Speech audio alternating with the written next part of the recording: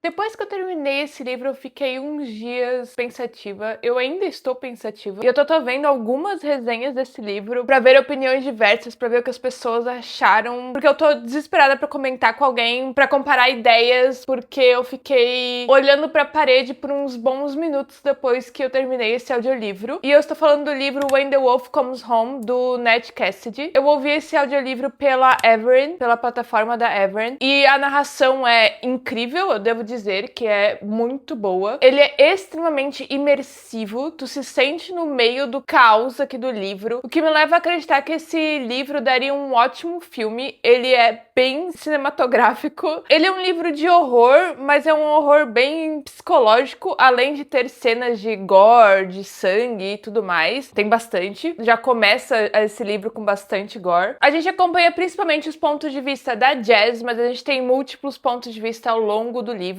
E a Jazz mora em Los Angeles. Ela é uma atriz em ascensão, vamos dizer assim, mas ela não consegue muitos papéis. Ela faz bastante aqueles shows de improviso, mas agora ela trabalha numa rede de lanchonete, que se eu não me engano é Pops. E num desses turnos da lanchonete ela vai ter que lavar o banheiro antes de ir embora do seu turno. E nessa ansiedade de lavar rápido para poder ir embora, ela acaba se furando com uma agulha usada, de uma seringa usada no chão do banheiro. E nesse momento começa uma espiral de ansiedade, de dúvida, que é assustador e bem real. E o modo automático dela toma controle, dela sai da lanchonete, pega o carro pra ir pro hospital, mas daí ela acaba indo pra casa. Ela já não sabe mais o que ela faz, o que ela não faz, ela tá num estado de nervos assim absurdo. E quando ela chega em casa, ela tá tentando montar os passos a passo na cabeça dela pra ver o que ela faz primeiro. Ela encontra um garotinho perdido ali no quintal do prédio onde ela mora, e ela acolhe esse garotinho perdido, leva pra casa, dá pizza pra ele, pra daí ver o que ela faz. E nesse meio tempo ela ouve um furdunço lá fora no quintal, e ela vai lá fora ver e tem um cara pelado conversando com os vizinhos dela. Ela abandona essa discussão pros vizinhos e volta pro menino pra atender o menino, e daí ela começa a ouvir novos sons lá de fora, e dessa vez mais assustadores, e do nada lá fora tem uma criatura que tá massacrando todos os vizinhos dela, e pra tentar salvar ela e o menino, ela pega o menino e vai correndo lá pra fora pro carro dela pra tentar fugir. Começa uma jornada totalmente louca pra tentar salvar a vida tanto dela quanto do menino, quanto tentar entender a situação do menino, tentar entender a situação do monstro e fazer tudo isso fazer sentido. É assim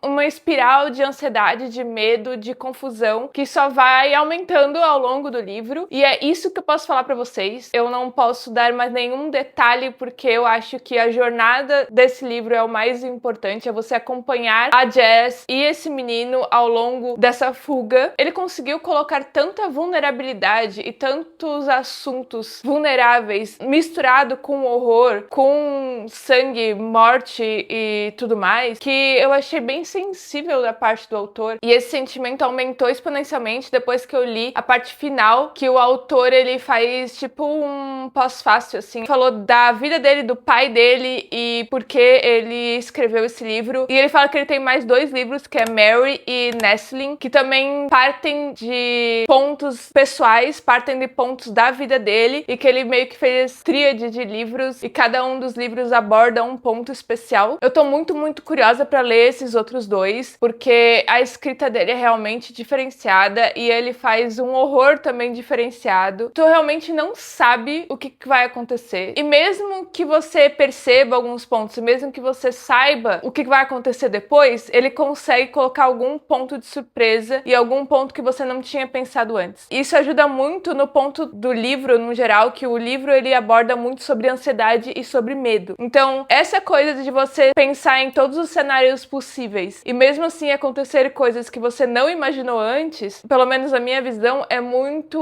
o que a ansiedade é, né? E a gente tem isso muito no papel da Jazz. A Jazz tem muito essa batalha de ansiedade dentro dela, tanto que ela tem, vamos dizer assim, 2 personas. Inner Jazz, que é a Jazz interior, vamos dizer assim, e Outer Jazz, que é a Jazz exterior. E essa Inner e Outer Jazz, elas ficam se dialogando e ficam discutindo e ficam tentando controlar o que a Jazz vai fazer e tentando controlar os pensamentos dela. E eu gostei que ele fez como se fosse pessoas dentro de você, porque é assim mesmo que parece, né? Cada um até dá o seu nome, mas eu gosto muito dessa personificação dessa pessoa interior que está falando coisas contrárias ao que você tá sentindo, ou tentando te ludibriar ali pra pensar em outras coisas, né? Além de que o medo também é muito abordado nesse livro, como o medo afeta o teu cotidiano. Muitas coisas podem se tornar realidade por causa do seu medo, e muitas coisas você não vai fazer por causa do seu medo. Nesses tipos de livro que tem uma mulher que não quer ter filhos, que se encontra com um menino pequeno, que ele deve ter assim 5, 6 anos, eu acho que é 5 anos, e eles vão criar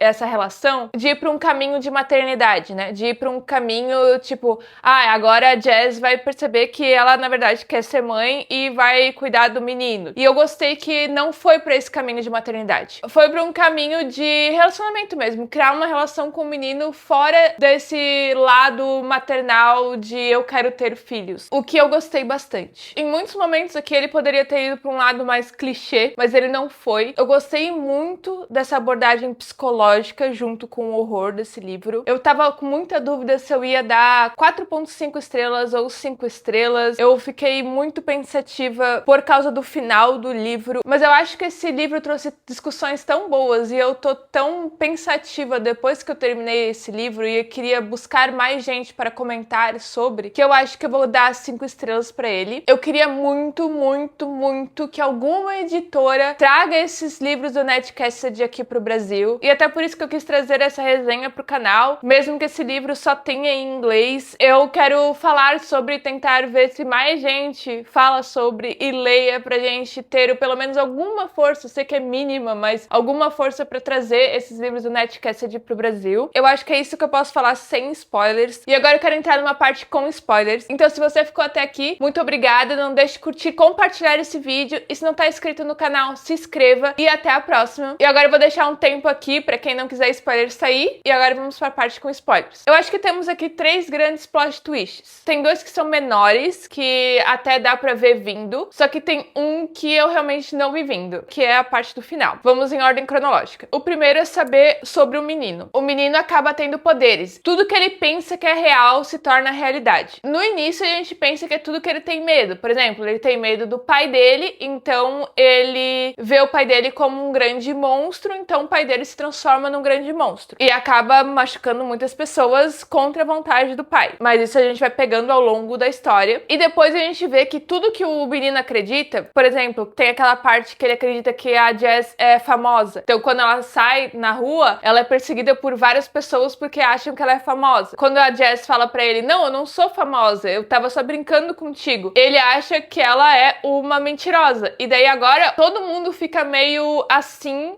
com a Jazz porque acha que ela é mentirosa, não acredita tanto nela. O céu é o limite para as possibilidades do poder dele. E a Jazz vai entendendo isso ao longo do livro, né? Porque como tudo aqui acontece muito freneticamente, é questão de, sei lá, 3, 4 dias, esse livro todo, ela não tem muito tempo para pensar e colocar a mente para funcionar no que o menino poderia fazer, o que ele não poderia fazer. Ela tá indo no flow. E eu gostei disso, eu gostei da imprevisibilidade do menino, e até por isso que ele fugiu do pai, porque o pai ele deixava ele encarcerado na casa, porque ele não poderia ter nenhum estímulo externo, porque ele poderia tornar isso real. Então ele não via TV, ele não tinha livros, ele não pintava, não desenhava, ele apenas existia dentro da casa ali com o pai. E ele começou a ver um mundo diferente quando ele achou um livro. E era um livro de conto de fadas, então tinha várias entidades mágicas, incluindo um lobisomem. E aquele lobisomem fez uma impressão nele muito forte, de terror, de medo.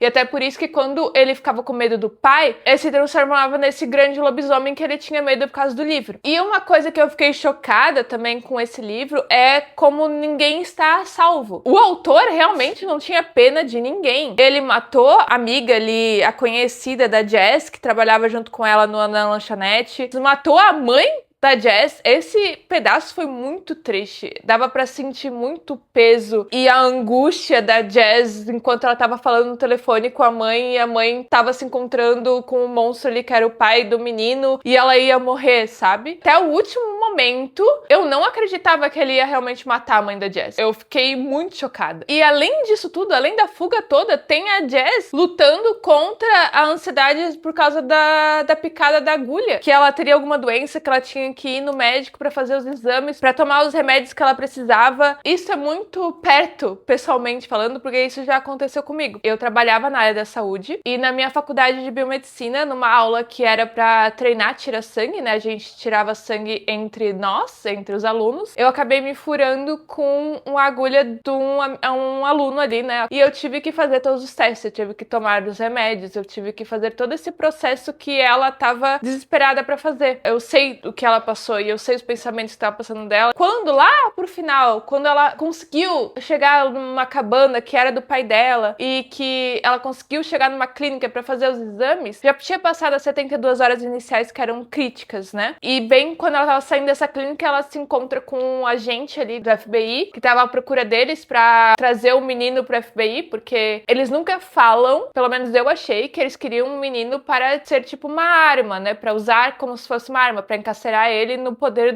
do FBI. Mas esse agente, ele era um agente muito pequeno ali dentro do FBI. Ele também não sabe por que eles iam querer o menino. A única missão dele era pegar o menino de volta. E ele encontra então a Jazz na clínica e vai tentar persuadir ela. Quase ele consegue, porque ele vai junto com a Jazz lá pra cabana e começa a conversar com o menino. Só que a menina começa a ter medo de ir com ele e a Jazz começa a encaixar ali as peças e ver que talvez o FBI não é tão bonzinho assim. Começa uma discussão muito acalorada. E nesse momento onde o menino tava tão estressado que ele deseja que o homem ele nunca tenha existido na face dessa terra, foi um uso do poder dele que eu achei muito bem colocado, porque dá pra ver, dá pra sentir o real perigo do poder dele. E isso contrastando com um capítulo posterior ao sumiço desse agente, com o ponto de vista da mãe desse agente. Ela começa a gritar e ela começa a ficar confusa e ela não sabe o que tá acontecendo, que ela esqueceu algo muito importante, ela não sabe o que, e ela grita sem voz pra toda a eternidade dela por causa disso, porque ela não consegue lembrar de uma coisa muito importante a ela. É destruidor, é de destruir o coração. Esse ponto de vista da mãe dele ali foi muito bem colocado. Depois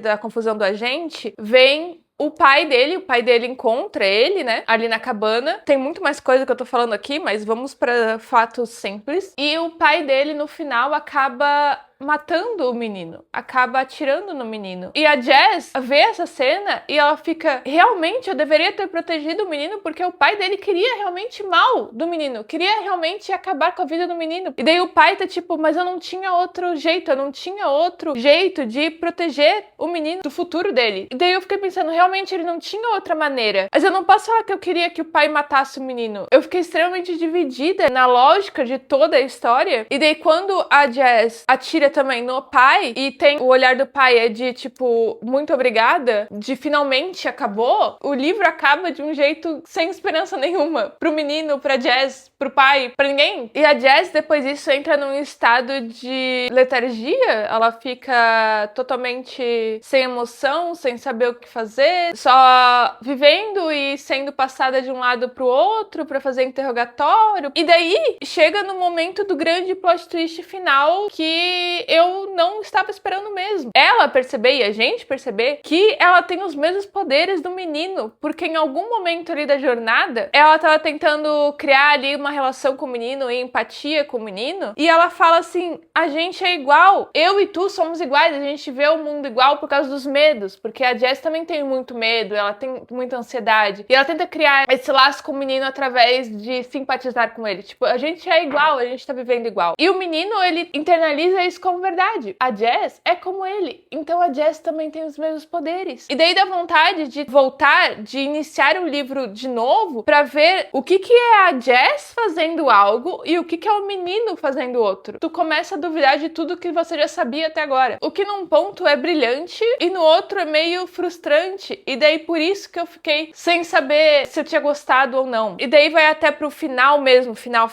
e ela se imagina num lugar, num palco lá, lá e começa a falar que não é mais pra ter medo no mundo, tu não sabe o que realmente aconteceu. Só termina com tudo em silêncio. O mundo acabou, todo mundo do mundo e o mundo tá vazio, porque ela desejou que não tenha medo e é impossível não ter medo, então simplesmente não existe mais humanidade? Ou ela foi pra algum lugar onde ela vai ficar sozinha sem medo nenhum? Ou ela só tirou o medo, mas não tirou as pessoas? Muitas perguntas, muitas perguntas. E eu queria muito saber, se alguém leu esse livro, o que você imagina que aconteceu depois daquilo? E também tem o resultado do exame, né? Que ela vê o resultado do exame que tá positivo, mas ela não sabe pra quê. E daí ela não sabe depois de se o positivo é porque ela imaginou que poderia ser positivo. E daí ela poderia imaginar que na verdade é tudo negativo. Daí ela olharia o exame e tá tudo negativo. Ela questiona toda a realidade que ela viu até agora. O que é plausível. É pra ficar doida. Além de que eu nem entrei no fato dos problemas com o pai dela, que tá permeando toda a história aqui, né? Que o pai dela abandonou ela quando ela era criança e ela acaba encontrando algumas cartas do pai dela e tem toda uma discussão